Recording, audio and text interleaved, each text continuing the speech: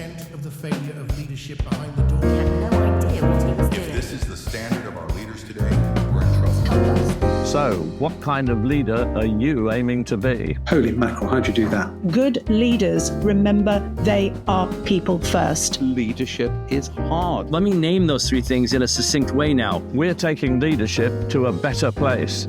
Thank you for being with us on the Leadership Listening Podcast. Part of the initial conversation is not to say you've got a problem, you need to get a coach to sort you out. This coaching process can be a big part of a range of ways in which you evolve and you critically analyze yourself in order to progress and develop as a leader. Well, I'm here today with Peter Leadbetter, a long-standing colleague who, like me, is in the field of leadership coaching. And that's the subject we're going to cover today. Peter and I met 20, I'm thinking, years ago, Peter, in Sweden, where a Swedish bank, big bank, was having an event. And the first time I saw Peter was on stage talking about leadership and change. At the time, you were in one of the big four accounting firms, and I thought, this guy knows some stuff. So it's great for you to be here this morning. So a little bit, Peter, about the overview of your story to end up as a leadership coach. Hi, Lawrie. Interesting one, really. I don't think when I started out my original career as a child and educational psychologist, I imagined I would end up being where I am now. I morphed, I think, from enjoying being a child psychologist to wanting to make a bigger impact with people as a psychologist. And I was very fortunate to get the opportunity to move into a big four consultancy involved in large-scale programs of change and change management. And gradually, over a period of time, it became evident that the need for coaching of the leaders involved in major change programs was really quite significant. So I was able, over a period of time, to build my skills through training, development, experience, and being supervised to develop a coaching profile. And if I'm honest, I think when I left the Big Four and then set up on my own, that was possibly the best time in my career, because coaching, if you really get into it, can be one of the most fulfilling aspects of anyone's professional life. And it certainly was the case for me. So I still think of myself as a psychologist, but probably I would introduce myself first and foremost as a leadership coach who happened to be a psychologist, if that makes sense. Yeah, that certainly makes sense. And like you, I was in one of the big four accounting firms 25 or so years ago, but migrated into the world of coaching when I had my first coaching experience, in other words, my being coached, back in 1995. And I went 38 weeks out of 52, and I thought, this is so good. I'm going to have to put this into my organization consultant portfolio. Yes. On another day, I think, Pete, we're going to talk about the process, which is really quite detailed. And I think we should come back to that just to have what I call a chemistry meeting in the first place. Let's see if the coach and the person being coached get on well together. Then there's 360 interviews and all that goes with that. Then there's the feedback. Then there are the sessions that are one-to-one over a period of time.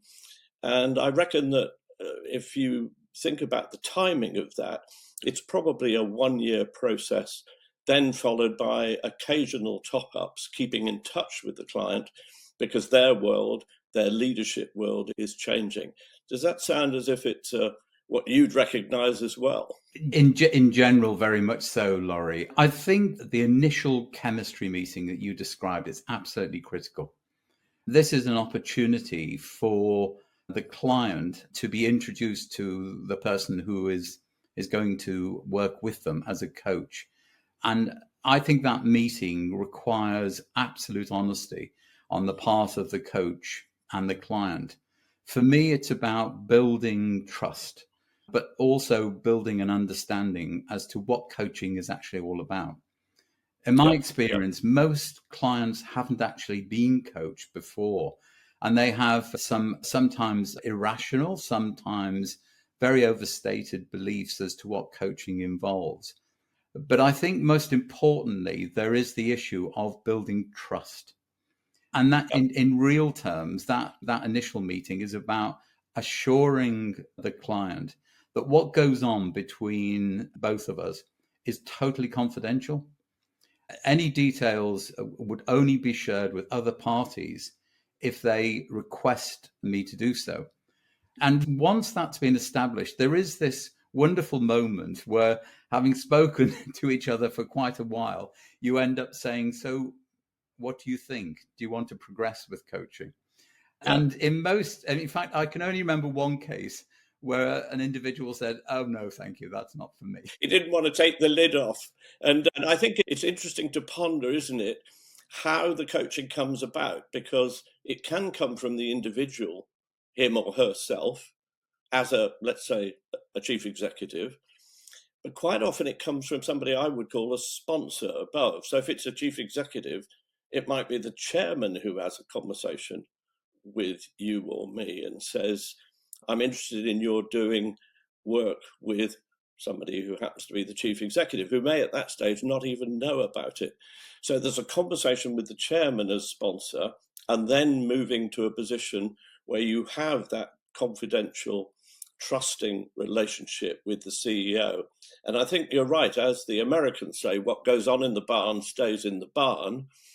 And my habit is to say to the CEO in this case, if the chairman wants to know more about what we're talking about, then he can either ask you or he can ask both of us, in other words, in a three-way session. Yeah, I think that is absolutely critical, Lawrie. For me, part of the initial conversation is asking the individual why they think they're sitting opposite me. So how did it come about? Because in some cases, as you rightly say, it's on the basis of a very well-intentioned recommendation. But increasingly, I have found myself with new clients who've been referred by colleagues, friends, who've said, I think you would benefit from this. And that's not to say you've got a problem, you need to get a coach to sort you out.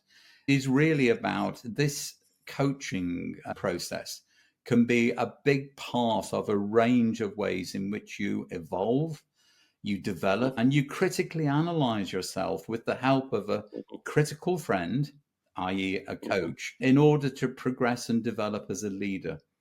More and more, I found it was beginning to become almost a rite of passage. If I've reached the point of being a leader, where am I going to get my independent coaching from? Because I recognize that's going to be hugely important to me in enhancing the skills I've got and understanding where I've got gaps. And I guess, Peter, the coaching can come into two sort of classifications: remedial or developmental. In other words, we've got a high flyer and they qualify under the heading developmental. Yes. Or you're having a conversation with the sponsor who says, we've got problems with this person, and therefore there's a remedial approach. Any thoughts on what kind of proportion one encounters of those two sets? Yes, I think in general, Lawrie, I'd agree with that. There's one other, before I answer your question, there's one other group which I came across, which is individuals who were at a critical stage in their career. They had to make decisions about which way to go, whether to take up an entirely different opportunity, and wanted a dispassionate, independent view to help them through a relatively short process. In most cases, it ended up carrying on for quite some time. It's an interesting question that I think my experience has been when I first started out, this must be 10, 15, 20 years ago doing it. Individuals would often be presented to you as either facing a significant challenge, for example, leading a major change program on top of doing their day job. So this was a big deal, and there was a recognition by the organization they needed some additional support. The other was maybe that they were experiencing some real problems, because leadership can be a very lonely place. It can be a very exposed place and a very stressful place. But I think gradually, particularly I would say over the last 5 or 6 years, individuals have seen it as part and parcel of how they move from being maybe good to great. And Yep. most leaders are very ambitious for themselves and their organization, often very critical of themselves, and they're seeking support in a variety of ways, and coaching can be a big part of that. And I often think, Peter, the move from wherever you've been before, the final move to becoming a CEO, is really a much bigger move than most people think. They underestimate it. And I think your point about the loneliness of the role, loneliness is, as I understand it in psychological terms, the most powerful emotion. So more powerful than love or hate or whatever. So the loneliness, when you get there, you're it. And you've got either a very large number of people beneath you, and some of the very big organizations have, 200,000 plus. Yes. Or you've got an organization of a dozen or 20 people. And I always think that you should apply a multiplier to whatever that staff number is that the CEO is, because there are spouses, children, grandparents, and so on and so forth. And I think in due course, later in our conversation, we need to come up against the interface between the pressures of work and trying to blend that with what are significant pressures in home life for most people these days. And I often think that whoever you're passing in the street and whoever you're talking to, the facade may be a wonderfully positive facade, smiling, hello, how are you? But behind the veil, there are very often, statistically, just the natural course of life, a lot of really significant pressures, which also, I think, come out in the coaching process. Completely. I think to be a coach is a great privilege, Lawrie. But with it comes a huge responsibility. Because if it works, and if you are a capable coach, and you build a relationship with that senior individual, what normally happens is that they are prepared to move away from the image. I'm the top man or woman. I am here in charge. All eyes come to me. And of course, I'm very relaxed and capable. Very few people in my experience are actually feeling that in reality. And the coaching process allows them to gradually open up about feelings and about their expectations, their hopes, but also the suggestion that actually quite a lot of people say, I don't quite know how I've got here. Because one of the very interesting early questions I like to put to my clients is, tell me the story of how you became the CEO or the COO or this very senior individual. And that's about their career and how they progressed. And often they will talk quite lucidly and openly about various opportunities that arose and how they seized them. And now here they are. But the second question is, and how did you become the person that you are? And that's often a very interesting, in fact, it always is a very interesting separate discussion. The one about the person often then enlightens the difficulties that they may be facing as a professional leader. And for me, therein lies the challenge of a coach, because it's now in your hands to work with that individual to help them be brutally honest, not only about what they're really good at. And Brits are terrible at doing this, of actually laying out in front, this is why I'm in the position I'm in, I think. And then separately, and these are the areas that I really need help in developing. It's very interesting. In our previous conversations, we've divided the coaching role into two things: the sort of structural, what a chief executive has to do. Yes. And that's quite a challenge, because there's a million and one things you can choose from, but there are only so many hours in a year. And in our conversations, again, we normally reckon it's about 2,500 hours a year is working pretty damned hard one way and another. So selecting that right selection of the structural things, in other words, what you do with the hours of the day, is actually quite a difficult choice to make. I think then on top of that, the coaching asks the question, how good are you at each of those things? Oh, yes. And I think what I quite often find is that, against my presupposition that somebody who's going to go into a CEO post has got all the basic tenets of being a CEO, I think in my experience, quite often you find that there are gaps. Yes. And I call those training gaps. And I think that begs an interesting question of the HR function as to why somebody has got to the level of CEO and there are training gaps. And I think the answer is probably because the HR function, which we'll debate about, I think, in another podcast, says at a certain point, these people are too senior to come on training courses and so on, and it just doesn't happen. So there's all of that structural stuff. And then on top of that, you've got the kind of behavioral, psychological stuff. The commanding question, why am I the way I am? And do I really understand that kind of stuff? Have I ever had a conversation with anybody about it?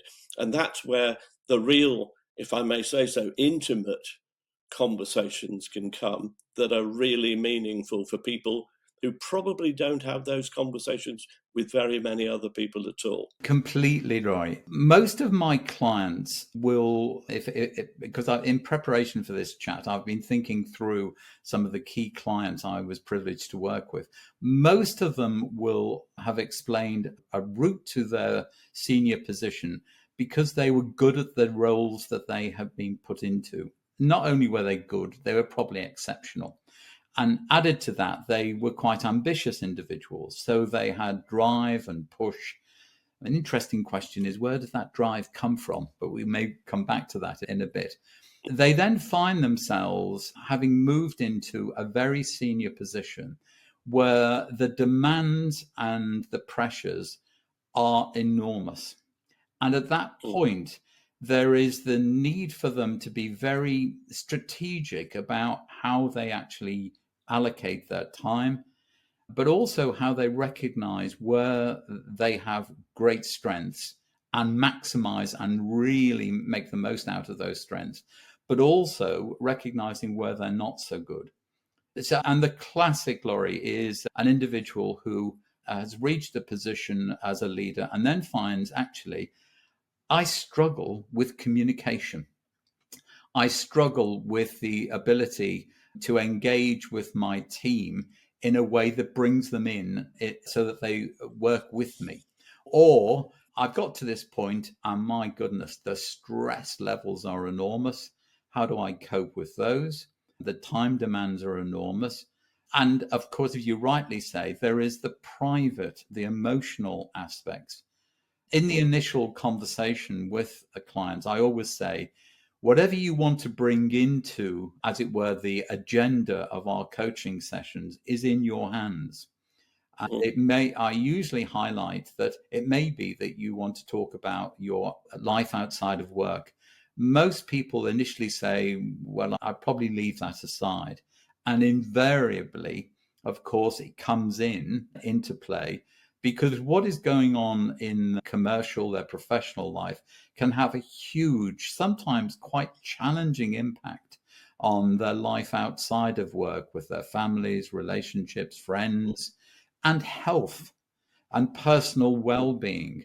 So those factors gradually find a place, a very important place in my thinking, in the coaching process. And I think you're skirting around then the sort of the imposter syndrome. Yes. And I think one of the things that I've found over the years, which we can talk about generically now, because of course we're not going to mention anything about particular clients for obvious reasons. But one of the things I'm conscious of, having done hundreds now over the last 25 years of one-to-one coaching assignments, is the frailty that there is immediately beneath the surface. Frailty, gosh, when are they going to find me out? Gosh, I'm really in the big seat now. What are the expectations of me? Who tells me the truth? Who gives me anything like real feedback? Which circuits in as well, I think, Pete, on the question of whether, as some organizations do, they have, quotes, internal coaches. And I know we've operated in a commercial setting, but I'm pretty skeptical of internal coaching because the relationship isn't truly independent as the outside one would be. It's very difficult to do that. I have been involved in both situations, Lawrie. I frankly think that as an independent external coach, you have a greater ability to be challenging. A large part of being a coach is asking incredibly difficult questions within the nature of the conversations that you're having. Those questions sometimes can be seen as really quite personally and professionally challenging to the individual. If you were a part of the organization, it's much more difficult to do that. And in a sense, you are immersed in the same pool. So it adds an additional demand. For me, with the imposter syndrome, I, in all honesty, I cannot remember a client who at some point didn't say, of course, I have no idea ultimately how I got here. Did I think I would ever make it? Or I might have had thoughts and ambitions.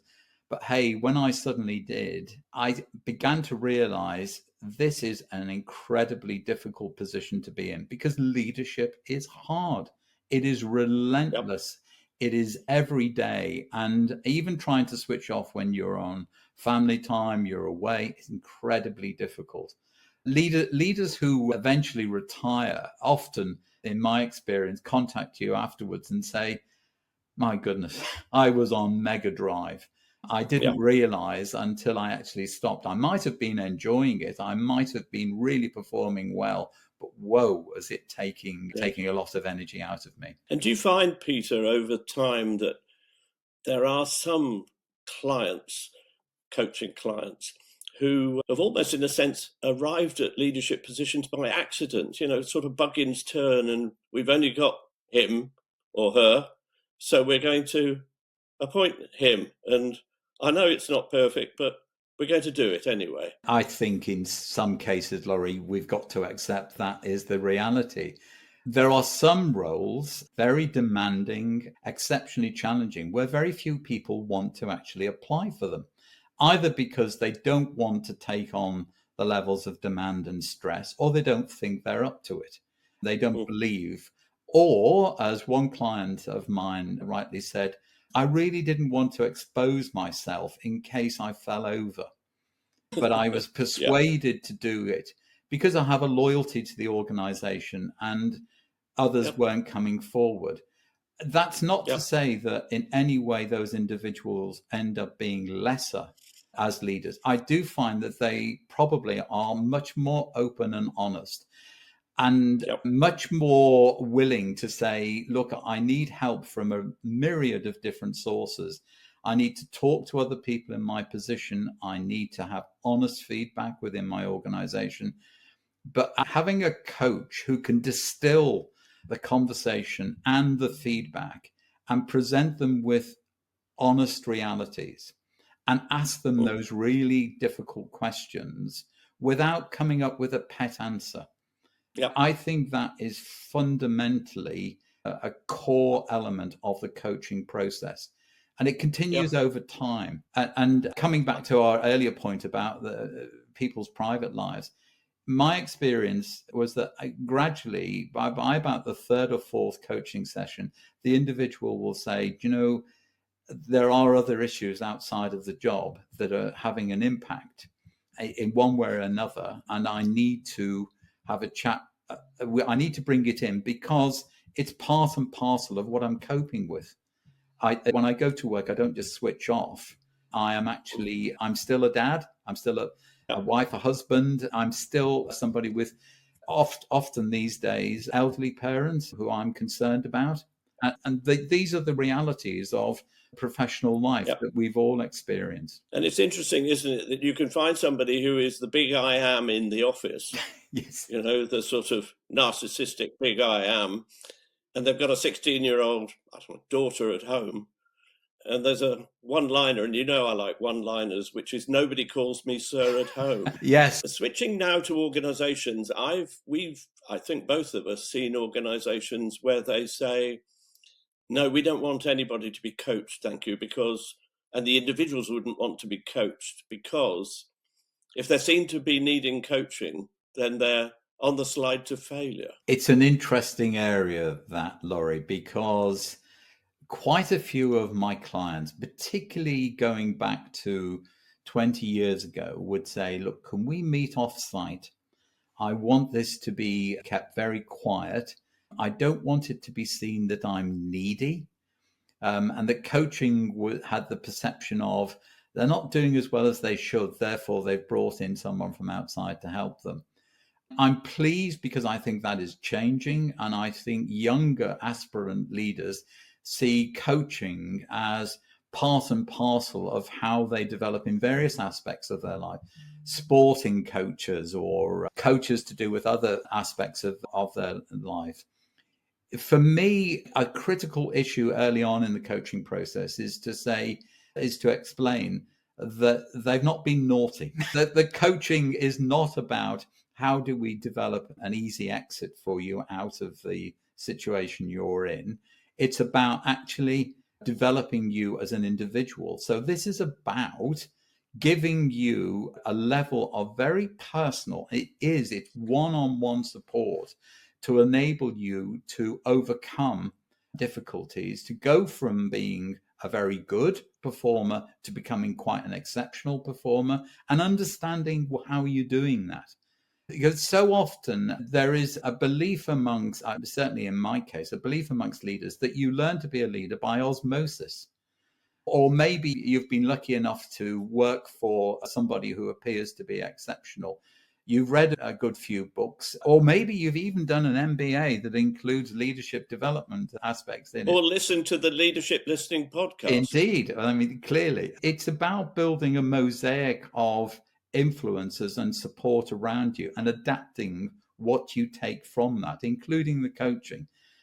Because coaching is not in trying to explain coaching to people who are skeptical about it or worried about it. It's important to say it is not about banging through a well-developed methodology. As a coach, you have to have the ability to develop and adapt the way in which you go about your science or your art in such a way that you are responding to what's in front of you with the client. So it's not formulaic. It has a structure to it, but the skill lies in reading what's going on in the room and in adapting and responding in a way that leaves the individual at the end of the session. And I always ask people this at the end of a session, how was that? And as you get to know the client better, a number of them will say, that was really difficult. And I've had clients who've said, there were moments in our relationship, Peter, where I really loathed you. I hated the fact that you were pulling at a saw. You were exposing me to stuff I didn't want to see, and that wasn't pleasant. So it isn't about massaging. It has to be, by definition, really quite a challenging process to get individuals to really aim high. And to use a cliche, I think there is an aspect of coaching, if it works really well and if there is a good relationship, where the individual discovers that they actually have capabilities that maybe they didn't believe they had previously. That is the golden moment when you have an individual who suddenly says, my goodness, I didn't think I could do that. And I've gone ahead and done it. And I'm proud of myself for doing that. It's the I didn't know it was impossible, so I did it syndrome. Yes. Getting them to go beyond what they thought was possible. I think also, Peter, that listening is a huge part of it. And sometimes I call coaching sort of truth consulting. And one of the kind of things that I really trade on is making the rules clear right at the outset, that we're going to base the conversation in the best kind of reality that we can draw out of everything we know about each other and about the subject of leadership. So getting those rules straight right at the beginning about confidentiality, about the fact that we're going to deal with the truth. And I guess it then pushes in the direction of this famous question, are leaders born or made? And it's an interesting one I'm sure the academics will be shouting at us left, right and centre, but it's an interesting question still. It is indeed, Lawrie. I smile because how many times has this been a discussion point, a fascinating area. If I'm brutally honest, I think most successful leaders have a recognition, often going back to their childhood, that they were a bit different, that they actually wanted to take the opportunity to be in charge of the game, to be the captain, to be the one that others look to, but not always. And I am certainly of the view that there is no such thing as the innate, wonderful leader. All leaders evolve and develop right up to the point where they move on to other things, take up fishing. They'll probably end up being the leader of the fishing club, mind you. But I think there is a recognition that some people just don't want to be leaders. And if they are forced by circumstance into being in that position, a good coaching relationship will immediately identify the poor individual sitting with you actually does not want to be in that role and is being an honorable individual or doing it for the benefit of the organization to which they're very loyal, but actually really doesn't see themselves. And I think that's an honest outcome that can come from coaching, recognizing it's not for me and maybe making a decision to move elsewhere. Yeah. One other thing I would say about this whole development issue, Lawrie, is that in the early part of the coaching relationship, I find it useful to ask people who influenced them in terms of their development as a leader. Who are they modeling themselves around? Which folk actually had an impact on them within their organization and their careers, but also externally? You know, who do they see in the wider world as an individual who projects aspects that they would really wish to exemplify, really wish to try and harvest for themselves? Because most of us, if we're honest, I think, develop and evolve in various aspects, drawing from a wide variety of sources. And if you're inquisitive, which a lot of leaders are, then you've got a lot to draw from. And if you ask the question of leaders, how do you lead? Tell me about how you make decisions. Tell me about how you actually communicate and engage with people of a wide variety. And tell me how you deal with the underperformers. In a way, I think you're tapping into aspects of their emotional intelligence. And there's an aspect which is massively on the agenda of a coaching relationship. It's interesting. Sometimes when you meet a new prospective client for the coaching process, sometimes the initial conversation shows you that they're so exhausted and so confused and so battered and so on. I've resorted to a day's walk. Yeah. And it has a very interesting psychological impact because we have the walk. We go from Overton down in Hampshire, I think it is, to Whitchurch, and we go all across country, real nice bridle paths, hopefully mostly on a sunny day. And I think the psychology of walking along and facing forward as opposed to facing one another in an office or a boardroom is really quite interesting. Phones are off. Let's say the sun is shining, the birds are singing, and we have a conversation that goes from 10 o'clock in the morning, beginning of the walk. We stop for lunch somewhere, no alcohol lunch, and finish at about 4:30 in the afternoon with scones and a cup of tea. That kind of conversation can be a real kind of foundation then that ensues. Completely, Lawrie. I'm a great believer in changing the coaching environment. if you are working in the client's offices, what you often find is they find it difficult to switch off. They're watching who's moving around. They are listening to the noise around in the environment. So in many cases, I said, let's get away from this. I, like you, I've occasionally done the walking. I've often suggested to individuals that we go outside. If it's a good day, let us find a space out in the open air, away from people, where we can have a conversation in a different environment. And miraculously, that can often be a stimulus for the individual to open up quite considerably.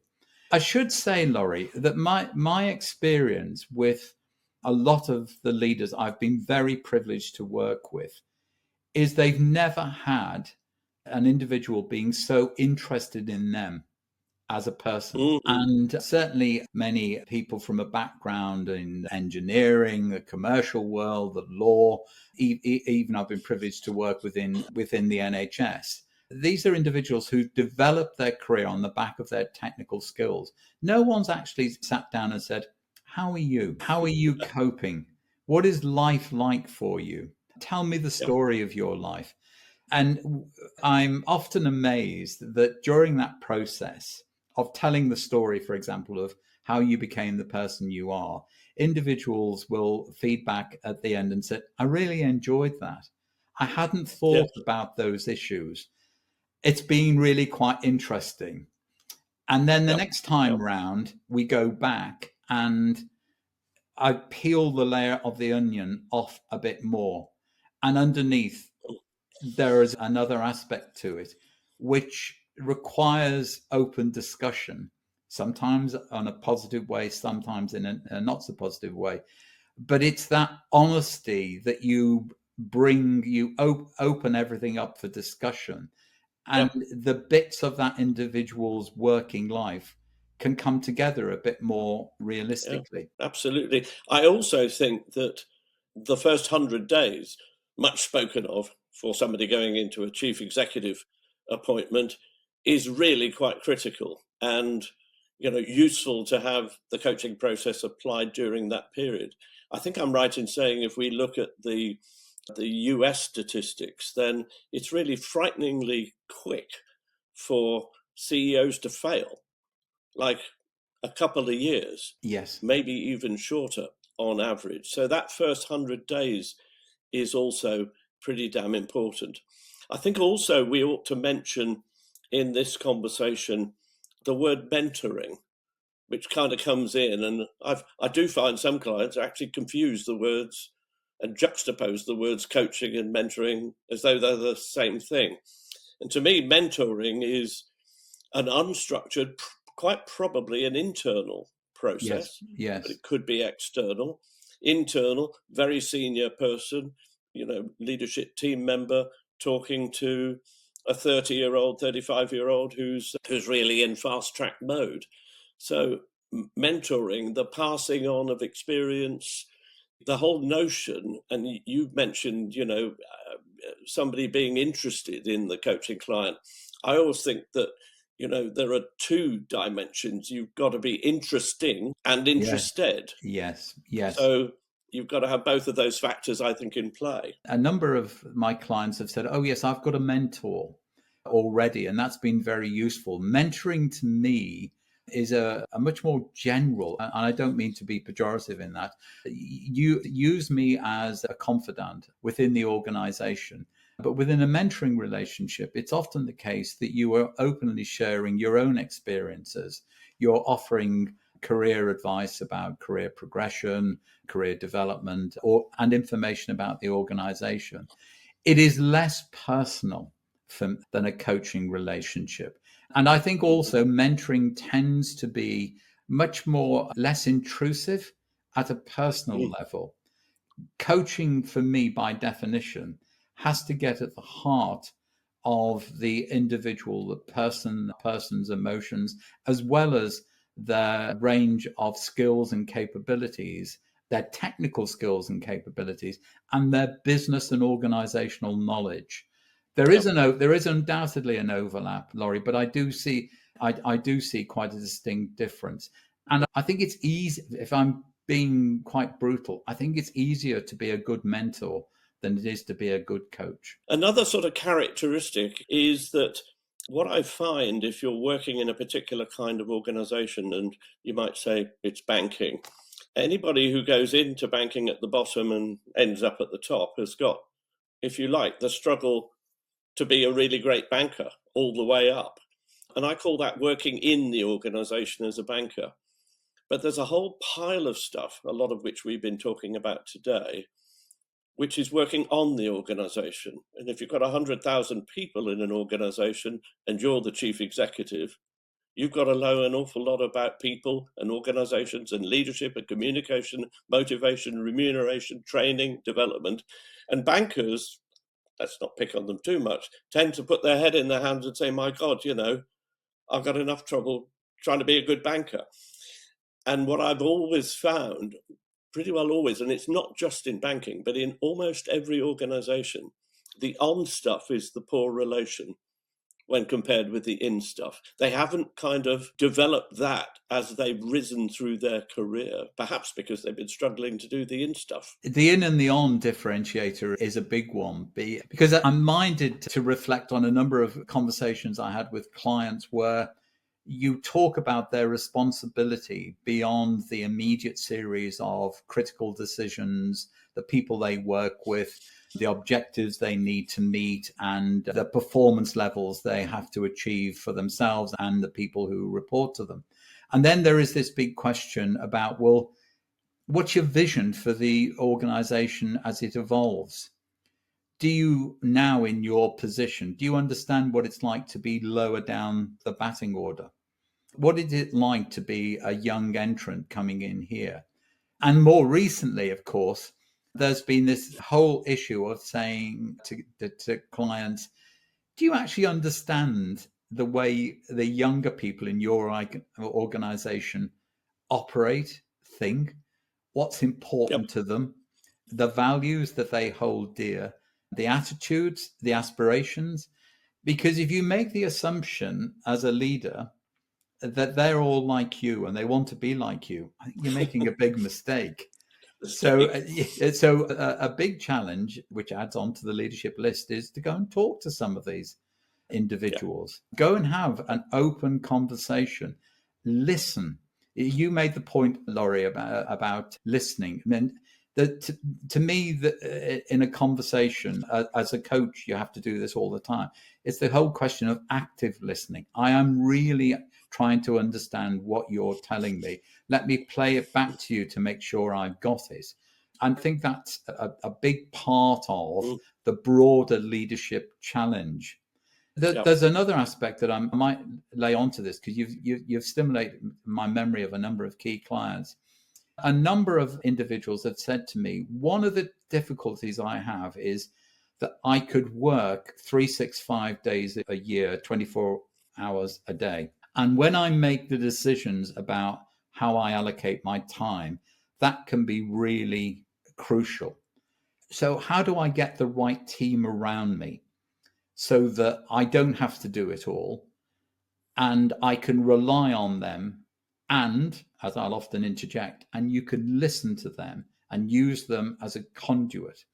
Because leaders with the skill to bring in good quality people around them have the capability, I think, to build a caucus that means that they're not isolated, they're not on their own, and they have a body of individuals who can support, challenge, but be loyal to them. That, to me, is quite an important aspect. There's a bit of me, Pete, which says that chief executives very often try to do too much. They're drinking from a fire hose. They're trying to be all things to all people. I'm absolutely persuaded that in this day and age, it's a team game. Completely. And I think a separate podcast we'll be doing later is all about the team development side of life.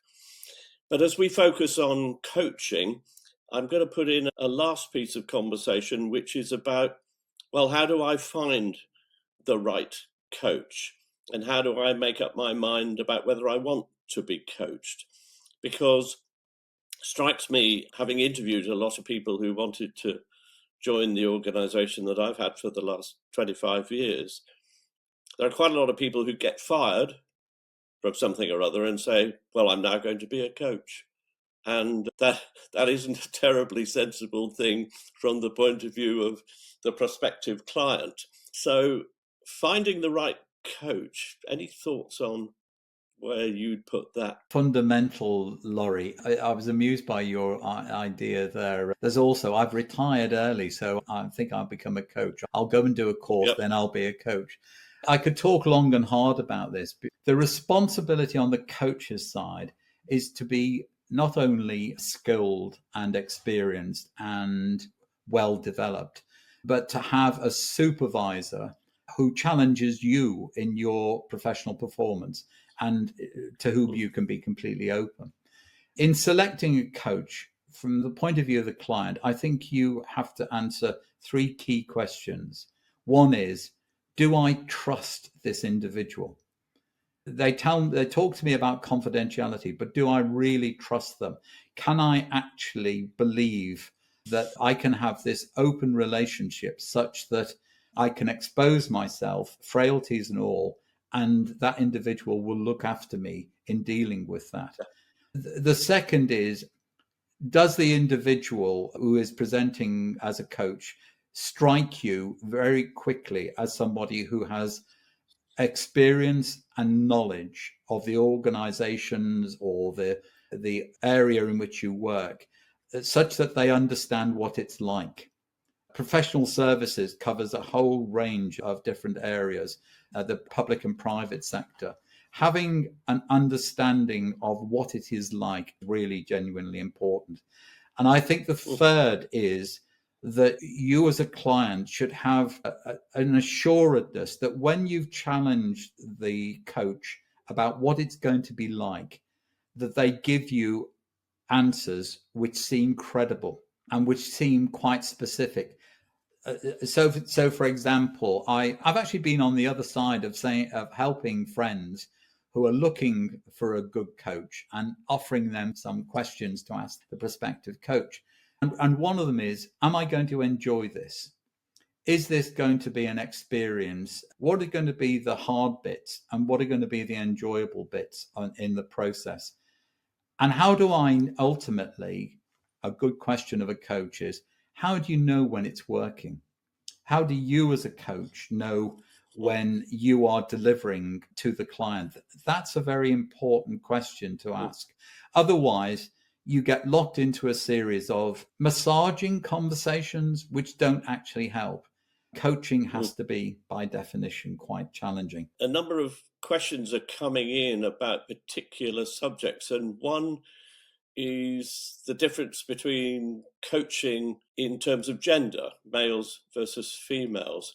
Any thinking about how that goes? Ooh, yes, interesting topic, Lawrie. I've been privileged in my own career to have been surrounded by some very impressive, strong women.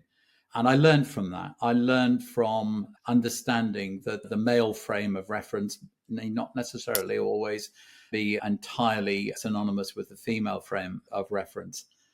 In reality, I think as a coach, what I've tried to do with female clients is to be perfectly open and honest right at the outset and to say, I completely accept that as a man, I have a different view of life and a set of experiences which may be very different from yours. If they are, can we please bring them out? Can I ask you, in a sense, as part of the relationship between the two of us, that you actually challenge me or answer my questions so that I can understand more honestly and more openly exactly where there are significant differences. In particular, Lawrie, I think at the end of each session, there's always the requirement to say to the client, how did that go? And to take immediate feedback.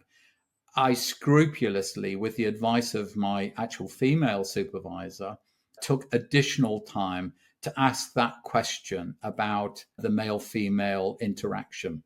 And I must say, as a coach, I learned a lot from asking those sorts of questions. And at the end of the coaching relationship, one of the issues I like to say to a client is, could you feed back to me on what went really well between us?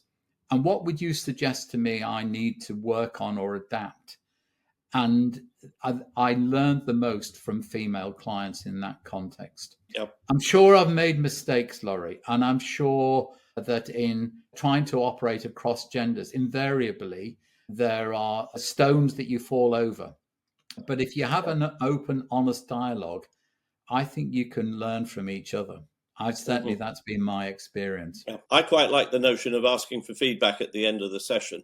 Certainly, very powerful indeed, because we've got to hear feedback as well. A couple of small points then, well, significant points, but points we need to bring in. One is coaching introverts as opposed to extroverts. I think it's fair to say the world is, in my view, easier if you're an extrovert, but lots of people are introverts, and the difference is only the same as being left-handed or right-handed. It's neither is right, neither is wrong.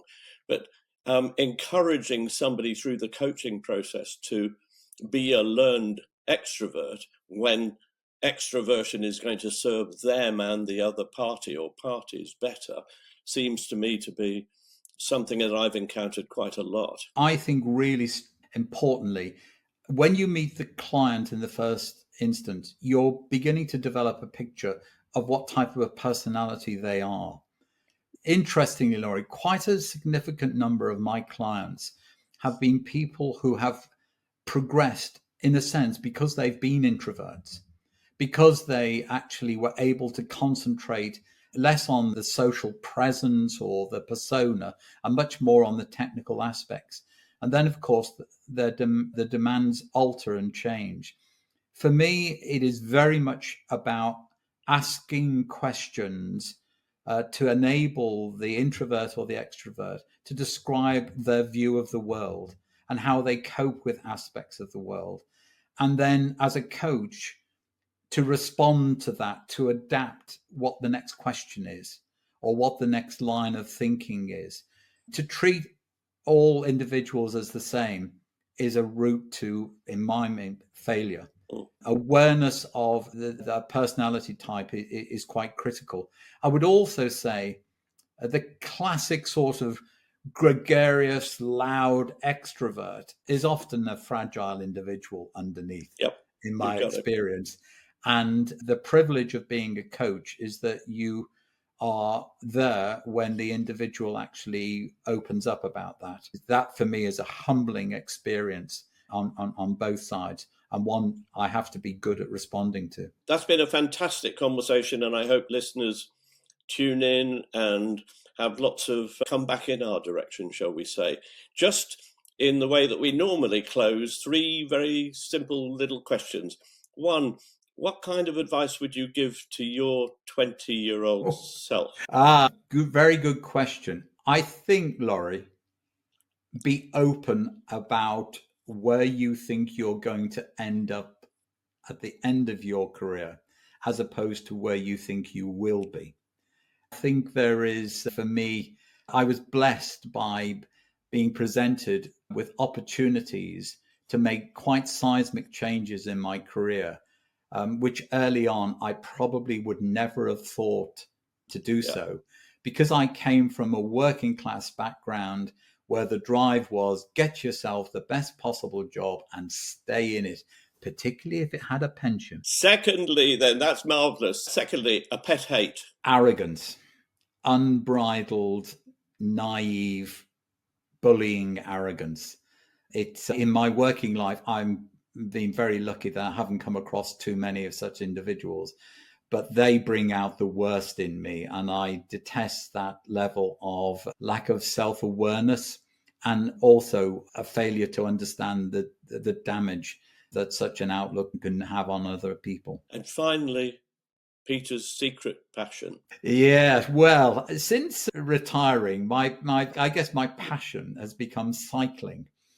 And one of the things I love doing when I'm on my bike going along the canals is saying good morning, good afternoon, to people because I love to see the reaction from individuals. It gives you a wonderful insight, a quick insight into who you're facing, because they either look absolutely horrified that this person has spoken to me, or there's a warm, smiling reaction back. I enjoy that immensely with people of all ages and all cultural backgrounds, particularly around Birmingham. But I think when I've been with friends, they say, "Why are you so embarrassing?" Peter, that from the Leadership Listening podcast point of view has been a marvellous set of insights and a tour across the subject of coaching. I think we're going to talk again about other subjects that we know something about. But for today, thank you so much. Thank you, Lawrie. I've really enjoyed it. It's a wonderful area.